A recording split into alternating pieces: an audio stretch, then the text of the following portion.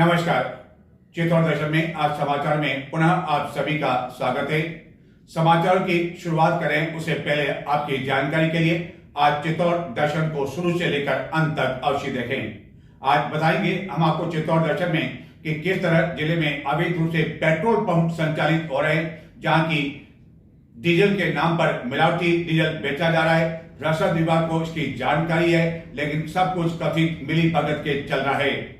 पिता की जगह पुत्र सरकारी कार्यालय में काम कर रहा है और किस तरह संविदा पर जो निर्धारित आयु होती है काम करने की, उससे भी अधिक आयु में कर्मचारी काम कर रहे हैं। अधिकारियों को जानकारी है, लेकिन सब है बेखबर जानबूझकर। लेकिन समाचार की शुरुआत आज की दुखद खबर से। 2009 में चित्तौड़गढ़ से कांग्रेस की नेता डॉक्टर गिरिजा व्यास सांसद के रूप में निर्वाचित हुई थी, जिन्होंने भाजपा के दिग्गज नेता श्रीचंद कृपलानी को चुनाव में हरा दिया था। हालांकि उसके बाद 2014 में संपन्न हुए चुनाव में डॉक्टर गिरिजा व्यास को मौजूदा सांसद सीपी जोशी से हार का सामना करना पड़ा, जिनका अहमदाबाद में एक निजी चिकित्सालय में उपचार चल रहा था और 79 वर्ष की उम्र में उनका गुरुवार को निधन हो गया, जिससे कांग्रेस एवं पूरे मेवाड़ में शोक की लहर दौड़ गई। डॉक्टर गिरिजा व्यास न केवल राजस्थान के कद्दावर कांग्रेस नेताओं में से एक थी, बल्कि उनकी अपनी अलग ही पहचान थी, जिन्होंने 2009 में चित्तौड़गढ़ से सांसद के रूप में चुनाव लड़ा और भाजपा के दिग्गज नेताओं में से एक श्रीचंद कृपलानी को वह हराने में सफल रही। हालांकि उसके बाद 2014 में हुए चुनाव में मौजूदा सांसद सीपी जोशी के सामने डॉक्टर गिरिजा व्यास को हार का सामना करना पड़ा। गत महीने गणगौर पूजा के दौरान घर में ही उनकी चुन्नी में आग लगने से वह 90% झुलस गई थी, जिसके बाद उन्हें अहमदाबाद स्थित एक चिकित्सालय में भर्ती करवाया गया था और लगातार उनकी तबीयत बिगड़ती जा रही थी और किसी तरह का कोई सुधार नहीं आ रहा था। और आखिरकार 1 मई को उन्होंने इस चिकित्सालय में अंतिम सांस ली, जिनका अंतिम संस्कार संभवतः शुक्रवार को उदयपुर में किया जाएगा।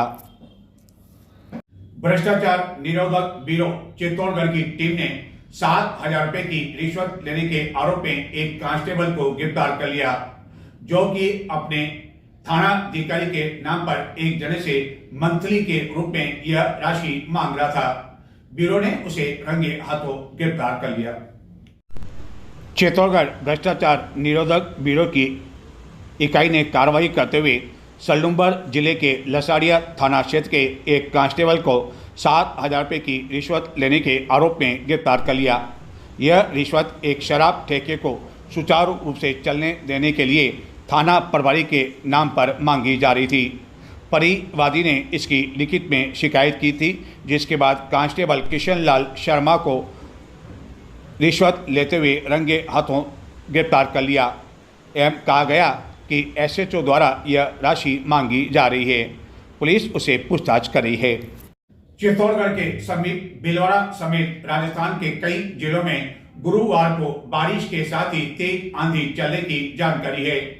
हालांकि चित्तौड़गढ़ में बारिश तो नहीं हुई, लेकिन अपराह्न पश्चात मौसम परिवर्तित अवश्य हुआ, जिससे तापमान में कमी होने एवं हवाई चलने से लोगों को गत कई दिनों से जो भीषण गर्मी से परेशानी हो रही है, उससे कुछ राहत मिली। मौसम विभाग ने शुक्रवार को चित्तौड़गढ़ में बारिश और तेज आंधी की चेतावनी दे रखी है। चित्तौड़गढ़ के समीप भीलवाड़ा समेत राजस्थान के कई जिलों में गुरुवार को मौसम परिवर्तित होने की जानकारी है, जहां की बारिश होने के साथ ही तेज आंधी एवं हवा चली। हालांकि चित्तौड़गढ़ में बारिश तो नहीं हुई, लेकिन इसका असर अवश्य देखने को मिला। गुरुवार अपराह्न तक चित्तौड़गढ़ में तेज गर्मी एवं धूप के कारण लोग बेहाल रहे एवं चिलचिलाती धूप के कारण अधिकांश लोग दिन के समय अपने घरों में कैद रहने के लिए मजबूर हुए। लेकिन अपराह्न पश्चात चित्तौड़गढ़ में मौसम परिवर्तित हुआ एवं कुछ देर के लिए तेज हवाएं चलने से कलेक्ट्रेट में लगे होर्डिंग अपने स्थान से उखड़ गए एवं हवा चलने से लोगों को गर्मी से कुछ राहत भी मिली। तेज धूप के साथ साथ अब चित्तौड़गढ़ में लू के थपड़ियों ने भी लोगों को परेशान कर रखा है और उनकी जीवनचर्या भी प्रभावित हो रही है।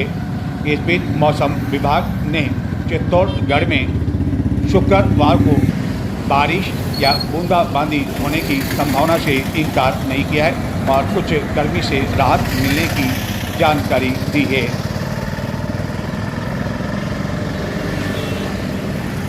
परिवहन विभाग की एक महिला निरीक्षक को गत दिनों बिलवाड़ा हाईवे पर गंगरार के समीप एक परिवहन निरीक्षक के साथ हाथापाई करने, बाल खींचने, मारपीट करने के आरोप में उसे निलंबित कर दिया था। आए दिन परिवहन निरीक्षकों को लेकर कोई न कोई जानकारी सामने आती रहती है।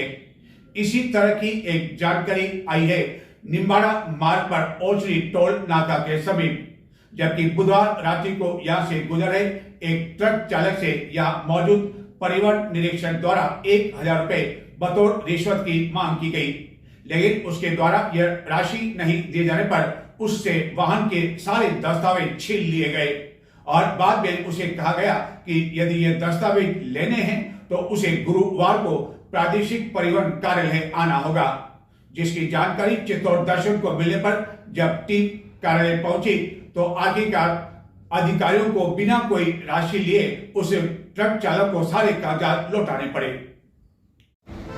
ऐसा लगता है कि चित्तौड़गढ़ में प्रादेशिक परिवहन अधिकारी एवं यहां नियुक्त किए गए परिवहन निरीक्षकों को ऊपर के आला अधिकारियों ने पूरी खुली छूट दे रखी है कि वह जमकर भ्रष्टाचार कर सकते हैं। ट्रक चालकों को परेशान कर कागजों के नाम पर उनसे मनमानी राशि वसूल कर सकते हैं। यही नहीं, प्रादेशिक परिवहन कार्यालय का हाल यह है कि कई कमरों में तो ऐसे कर्मचारी यहां दिन भर बैठे हुए देखे जा सकते हैं जो कि इस विभाग के कर्मचारी ही नहीं हैं, लेकिन इसके बावजूद उन्हें विभाग का कामकाज करते हुए देखा जा सकता है। यह है परिवहन कार्यालय का महत्वपूर्ण एक कमरा जहां की कई तरह के महत्वपूर्ण दस्तावेज रिकॉर्ड रखा हुआ है। लेकिन कार्यालय समय में जब चित्तौड़ दर्शन की टीम यहां पहुंची तो यहां कमरे इन पंखों से ठंडे हो रहे थे, जबकि कार्यालय समय में यहाँ न तो कोई कर्मचारी था और न ही कोई अन्य। फिर चाहे यहाँ कोई भी आए और यहाँ का रिकॉर्ड ले जाए या उसकी जांच पड़ताल कर ले, यहाँ ऐसा लगता है कि यहाँ का कोई धनी धोरी नहीं है। कोई कर्मचारी मौजूद था, खाना खाकर और बड़ी दोपहरी में छाछ का आनंद लेने के बाद वह न जाने कहाँ नदारद हो गया। इसी कार्यालय में नियुक्त एक परिवहन निरीक्षक द्वारा एक ट्रक चालक से बुधवार रात्रि को वाहनों के कागज मांगे गए। जब सभी उसने कागजात दिखा दिए तो भी उसे 1000 रुपये की मांग की गई। नहीं दिए जाने पर उसके हाथ से कागजात छीन लिए गए और उसे यह कागज लेने के लिए गुरुवार को कार्यालय में आने के लिए कहा गया। रोका था आपको? मेरे को रोका सर वहाँ पे ये जो अंदर था उधर से। हाँ, उधर से आते हैं ना अपन ओछड़ी निम्बाड़ा से वो जो टोल प्लाजा हाँ हाँ हाँ वहाँ पे। और आज गुरुवार बुधवार को रोका था आपको? हाँ, कल रोका था? कल रात में 11 बजे सर। रात को 11 बजे। और सारे कागजात आपसे ले लिए? हाँ, लाइसेंस भी लेके आए। लाइसेंस भी ले लिया। कोई नाम बताया उन्होंने? नहीं, नाम कुछ भी नहीं बताया, गाड़ी का नंबर भी नहीं दिया उन्होंने। अच्छा, और क्या बोला? RTO भी आ जाना? हाँ, बोले ITO ऑफिस में आ जाना 11 बजे। और कितने पैसों की मांग की थी? 1000 रुपये की। 1000 रुपये दिए नहीं आपने? नहीं दिए। अच्छा, कागजात पूरे थे आपके पास पे? और पैसे नहीं दिए इसलिए आपको जो है यहाँ बुलाया गया? जी जी सर। अच्छा, और कौन था आप जानते हो? शक्ल जानते हो? नहीं, कुछ भी नहीं। शक्ल जानते नहीं है। और आप कागज यहाँ लेने आए हो? हाँ। और अभी यदि आप 1000 रुपये नहीं दोगे तो फिर कागज मिलेंगे नहीं मिलेंगे आपको? नहीं, पता नहीं सर। अच्छा, तो आप क्या कागज फिर पैसे आपको देने पड़ेंगे? पता नहीं सर, अब वो मैं जाने के बाद ही मालूम पड़ेगा। तो कल आपने 1000 रुपये क्यों नहीं दिए जब आप 1000 रुपये मांगे थे? तो पैसे किस बात के दें सर? किस बात के थे? ऐसे पहले भी आपसे मांगते रहे? गाड़ी अंदर लौटे सर। अच्छा, हाइट है तो हाइट के नहीं आप पहले जब चित्तौड़गढ़ जिले में आए हो तो पहले भी इस तरह पैसे मांगते रहते हैं आपसे? वो तो मांगते रहते हैं, 100-200 रुपये मांगते रहते हैं। अच्छा, लेकिन अभी आपसे 1000 रुपये मांग लिए? हाँ। चित्तौड़ दर्शन को इसकी जानकारी मिलने पर चित्तौड़ दर्शन की टीम जब कार्यालय पहुंची तो वहां मौजूद एक परिवहन निरीक्षक ने इस चालक को बिना कोई राशि लिए उसे जो कागज अन्य परिवहन निरीक्षक ने लिए थे वह उसे लौटा दिए और किसी तरह की कोई राशि उसे चित्तौड़ दर्शन की टीम मौजूद होने के कारण नहीं ली गई। राजस्थान में गहलोत सरकार के कार्यकाल में चित्तौड़गढ़ समेत कई जिलों में बायो डीजल पंप खोलने की अनुमति दी गई थी। हालांकि चित्तौड़गढ़ जिले की बात करें तो केवल 5-6 लोगों ने ही इसके लिए आवेदन किया था, लेकिन बाद में गहलोत सरकार के कार्यकाल में यह सभी बायो अवैध डीजल पंप बंद कर दिए गए और जिला रसद विभाग के अनुसार आज की तारीख में कोई भी बायो डीजल पंप या यूं कहे अवैध पेट्रोल पंप संचालित नहीं हो रहा है उनके कागजों के अनुसार। लेकिन चित्तौड़ दर्शन द्वारा लगातार कुछ दिनों तक किए गए स्टिंग ऑपरेशन से ज्ञात हुआ कि चित्तौड़गढ़ में न केवल ऐसे अवैध पेट्रोल पंप संचालित हो रहे हैं, बल्कि रसद विभाग ने गत दिनों जिसे बायो डीजल पंप को सीज किया था वह भी अब चलने लगे हैं।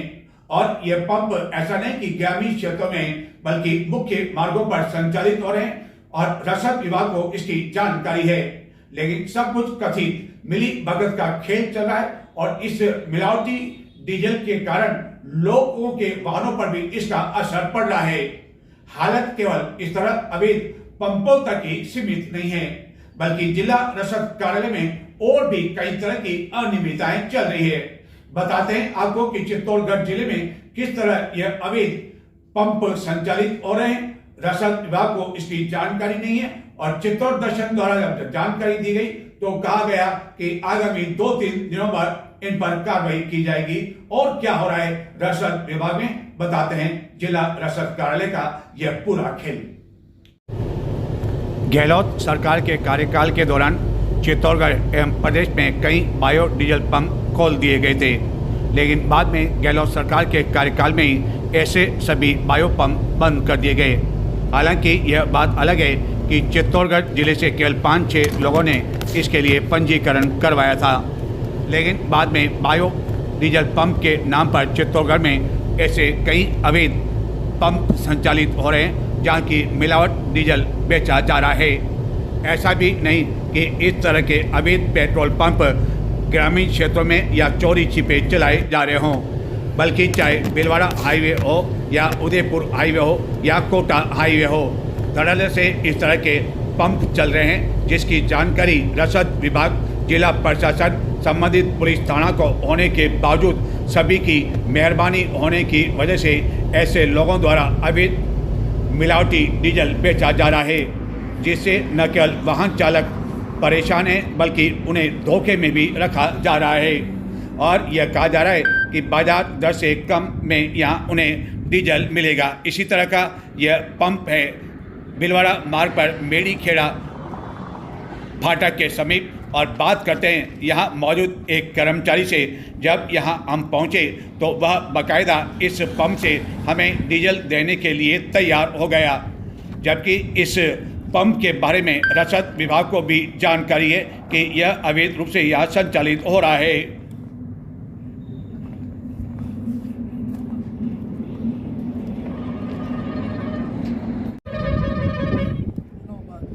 इस पे फोन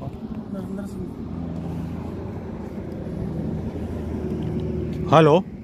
हाँ, कौन सा? ये जो आपका जो पंप जो सीज किया था, हाँ, तो ये वापस चालू करने के आदेश हैं क्या आपके पास? हाँ, आदेश है ना। आप मेरा नंबर लिख लें, व्हाट्सएप नंबर लिख लें। हाँ, मैं पत्रकार नरेश ठक्कर बोल रहा हूँ। अच्छा नरेश जी भाई साहब प्रणाम। प्रणाम। मधेसर से बोल रहा हूँ, नरेंद्र सिंह। हाँ, तो आप मुझे थोड़ा आज का आदेश आप भिजवा दें कि आप आपके पंप चालू करने के जो आदेश हुए। छोटो भाई हूँ आपने सर। हाँ, मेरे तो सब छोटे भी हैं, बड़े भाई भी हैं मेरे तो। तो इसमें जो भी आपके पास आदेश है, मेरा व्हाट्सएप नंबर आप लिख लें। हाँ, तो आप इनको लिखा दो सर। तो मैं हाँ, इनसे आप मेरा व्हाट्सएप नंबर लेके और आदेश जो आपके पास में हैं वो मुझे थोड़ा भिजवा दें।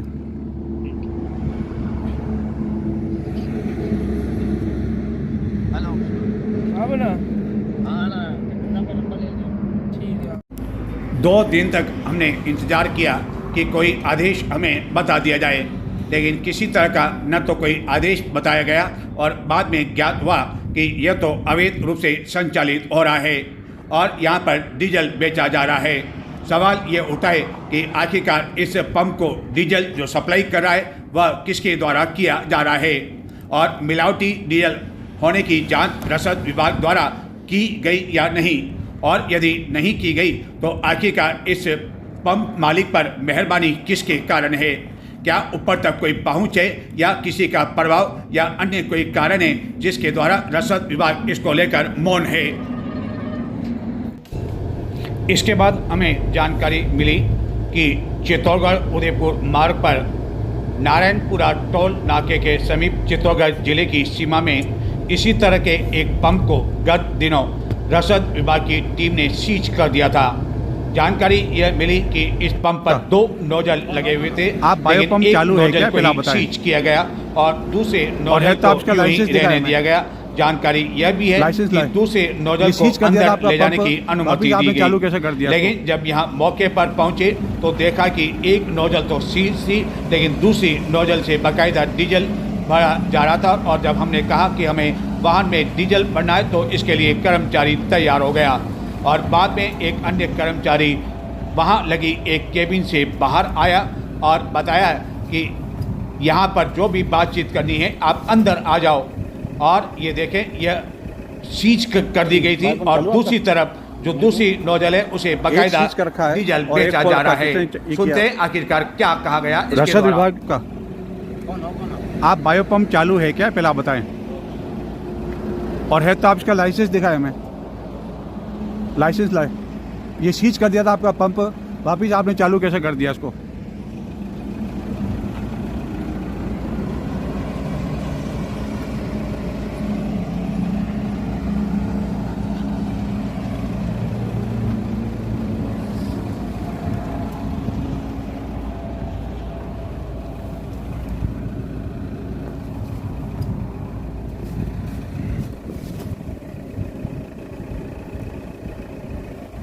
बायो पंप चालू आपका?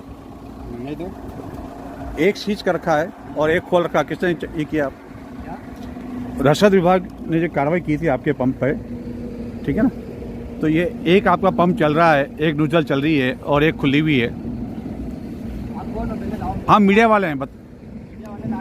नहीं, बैठ के बात नहीं की, आप बताएं मुझे। ठीक है।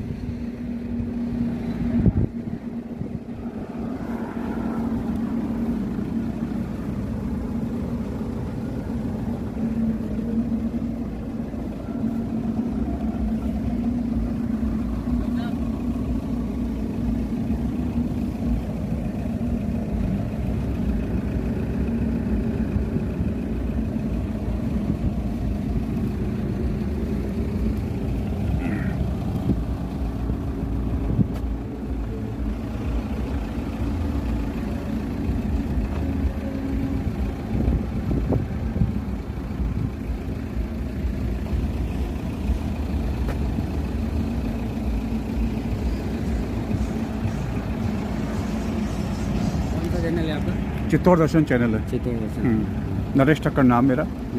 नरेश ठक्कर नाम मेरा। डीएसओ का कहना है कि हम इस पंप को बंद कर चुके हैं। ये बंद है, चालू नहीं है। मेरा इसकी रिकॉर्डिंग है। इसने कहा बिल्कुल बायो है।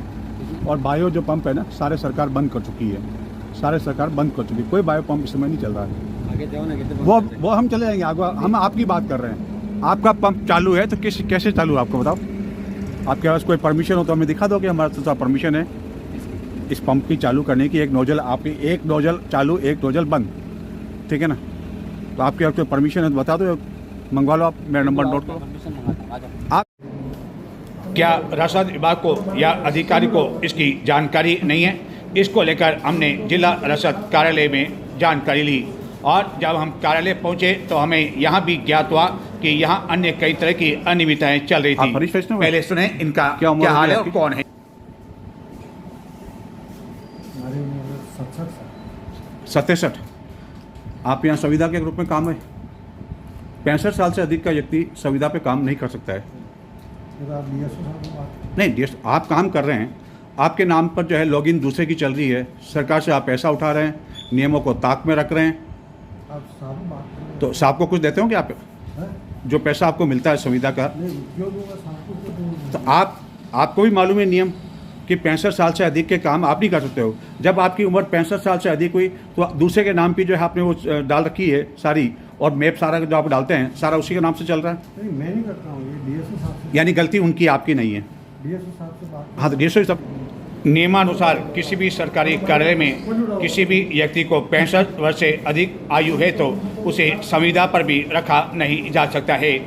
इस बारे में जब हमने जिला रसद अधिकारी से संपर्क किया तो उन्होंने भी इसे स्वीकार किया।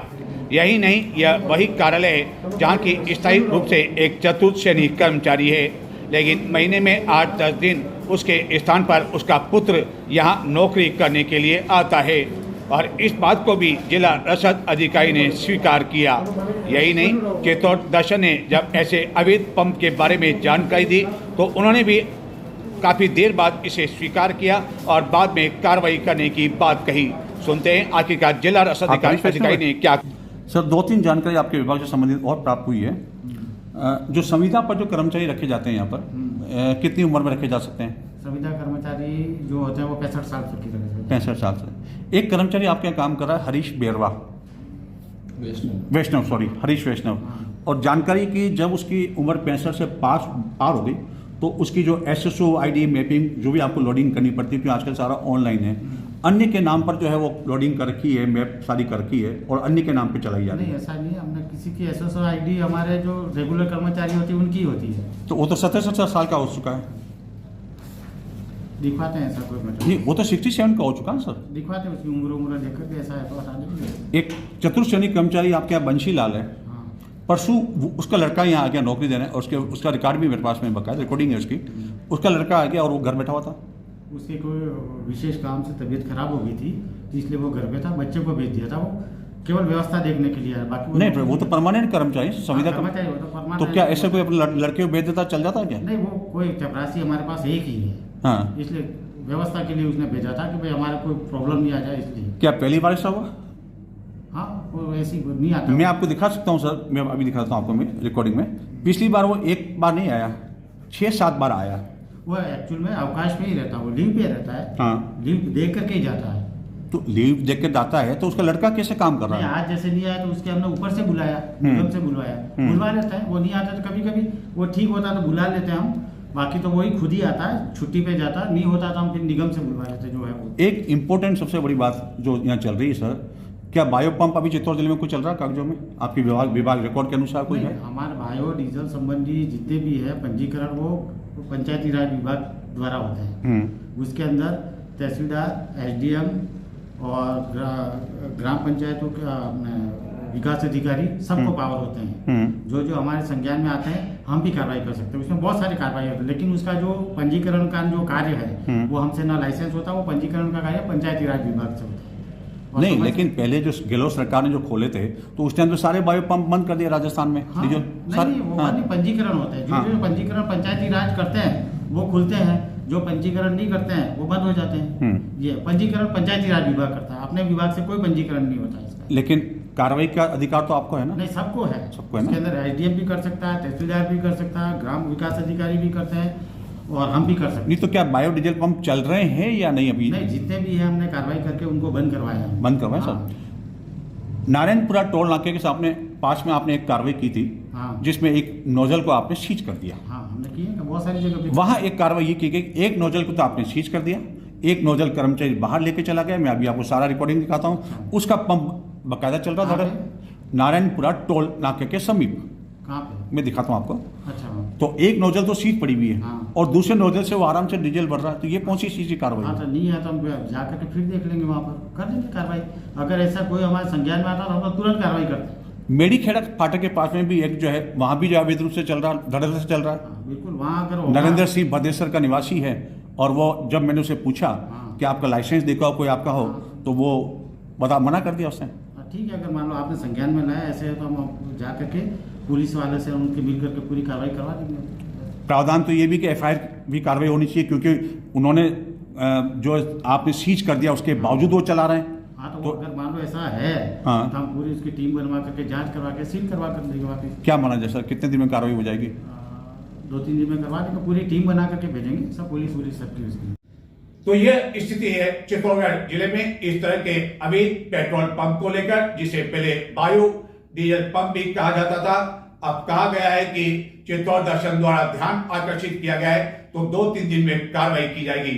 चित्तौड़ दर्शन पर की भी इस पर नजर रहेगी कि आखिरकार किस तरह की कार्रवाई की जाती है, क्या पुलिस पे मामला दर्ज करवाया जाता है या नहीं, या सब कुछ दबाव के कारण छोड़ दिया जाता है और केवल कागजों में ही कार्रवाई के नाम पर इतिश्री कर ली जाती है। इस पर रहेगी हमारी चित्तौड़गढ़ शहर की नजर और हम बताएंगे आने वाले दिनों में कि चित्तौड़गढ़ जिले में और कहां चल रहे हैं इस तरह के अवैध डीजल पंप और भी बहुत कुछ। नमस्कार।